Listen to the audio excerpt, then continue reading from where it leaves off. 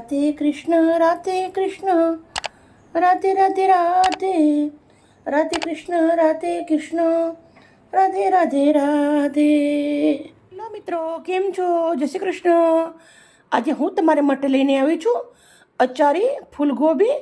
તો ફૂલગોબીના અંદર આપણે ફુલાવર લઈ લીધું છે 500 ગ્રામ, 3 નંગ ટામેટા લીધા છે, થોડા ધાણા લીધા છે, સૂકા ધાણા લેવાના છે 1 ચમચી, થોડા 10 નંગ એટલે કાળા મરી, 4 નંગ લવિંગ, 1 ચમચી જીરું, થોડી મેથી દાણા, સૂકા લાલ મરચાં। આપણે મસાલો શેકવાનો છે। સૌથી પહેલાં હવે આપણે ફુલાવરને કટ કરી લેવાનું છે।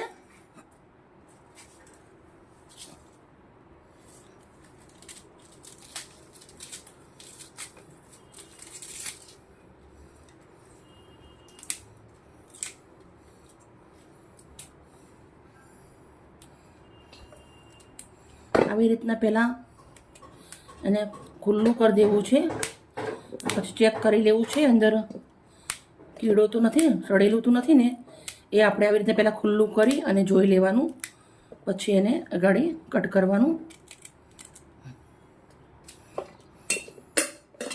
આપણે ફુલાવર આવી રીતે કટ કરી લઈશું,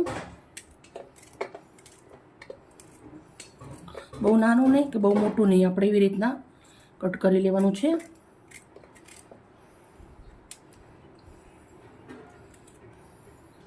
બધું જ ફુલાવર હું આવી રીતે કટ કરી દઈશ। ફુલાવર આપણું કટ કરી લીધું છે। ફુલાવર કટ કરતા પહેલાં મેં એક પાણી ધોઈ નાખ્યું હતું અને થોડું નોસીકું તપેલીની અંદર પાણી કર્યું છે। એના અંદર આપણે આવી રીતે 5 મિનિટ રાખી દેવાનું છે।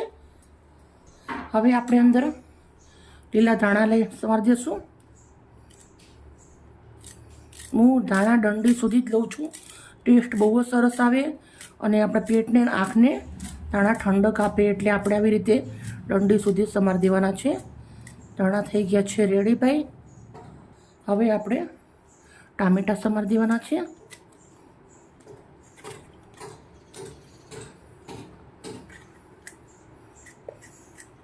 ત્રણ નંગ ટામેટાં લીધા છે આપણે, તો 3 નંગ ટામેટાં આપણે આવી રીતે ઝીણા ઝીણા સમારી દેવાના છે।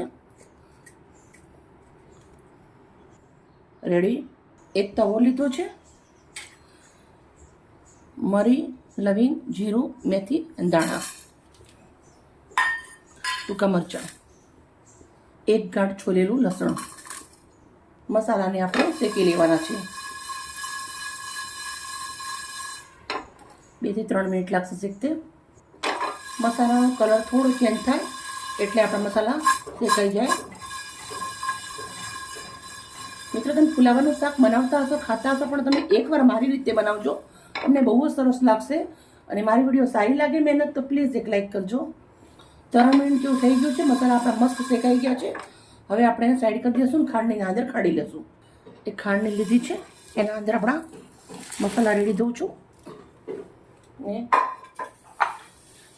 જોર લગા કે હૈસો આપણે સરસ મજાના એને વાટી લેવાના છે।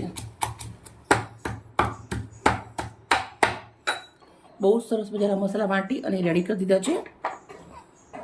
હવે મેં ખાંડલી લીધી છે, એના અંદર 1 મોટા ચમચા એટલું સિંગ તેલ નાખું છું। તેલ ગરમ થઈ ગયું છે, થોડા રાઈ નાખીશું, થોડી હિંગ નાખું છું, 2 લીલા મરચાં, 1 લાલ મરચું, ટામેટાં, 2 થી 3 મિનિટ ટામેટાં શેકી લેવાના છે। ટામેટાં આપણા શેકાઈ ગયા છે, જે ગરમ પાણીના અંદર ફુલાવર રાખ્યું છે એ નાખી દઉં છું।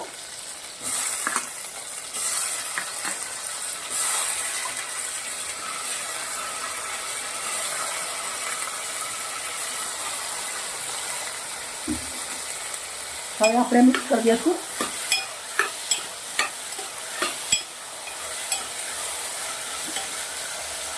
5 મિનિટ સુધી ધીમા તાપે સાંતળવા દેવાનું છે।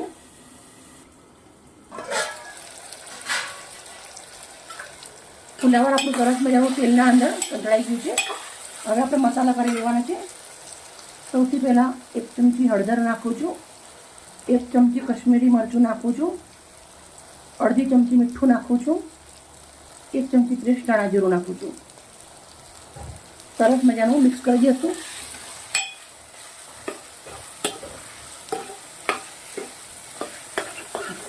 બહુ જ મસ્ત ચટકડી જેવો કલર આવ્યો છે, તમે જોઈ શકો છો। શાક આમ દેખતે જ આપણને ખાવું ગમે એવું પણ મસાલો નાખ્યા પછી આપણે થોડુંક એવું અંદર પાણી નાખી દેવાનું છે, જેથી કરીને આપણા મસાલા બળે નહીં. તો હું અડધી વાટકી એટલું પાણી નાખું છું. હવે જે આપણે મેજિક મસાલો બનાવ્યો છે એ નાખી દેવાનો છે અચારી.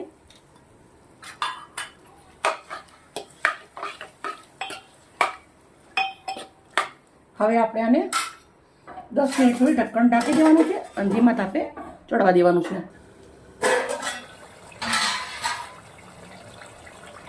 મિત્રો તમે જોઈ શકો છો આપણું અચારી શાક કીધું હતું તો એ એકદમ અચારી દેખાય છે અને ખાવામાં પણ બહુ સરસ છે અને સુગંધ તો એવી જોરદાર આવે છે ને આની બહુ જ મસ્ત મજાની. તો હવે આપણે અંદર લીલા ધાણા નાખી દેવાના છે. ટોટલ 20 મિનિટ લાગી છે મને બનાવતે.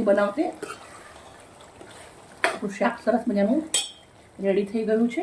આપણે એક તમને હવે બતાવી દઈશ. રેડી. ગેસને બંધ કરશું, સર્વ કરશું.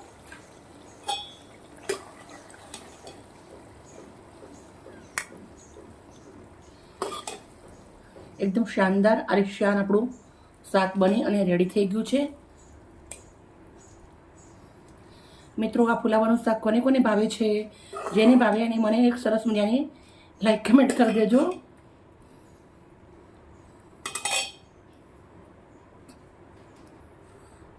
હવે આપણે રોટલી મેં ગરમું ભરી બનાવી દીધી છે, તો 2-3 રોટલી પણ મૂકી દઉં છું. મિત્રો આજનો વિડીયો અને શાક એકદમ સિમ્પલ છે, સાથે ટેસ્ટી છે. મને વિડીયો સારી લાગી તો પ્લીઝ એક લાઈક કરજો. ઓકે મિત્રો, બાય બાય. કાલે આવી નવી રેસીપી સાથે.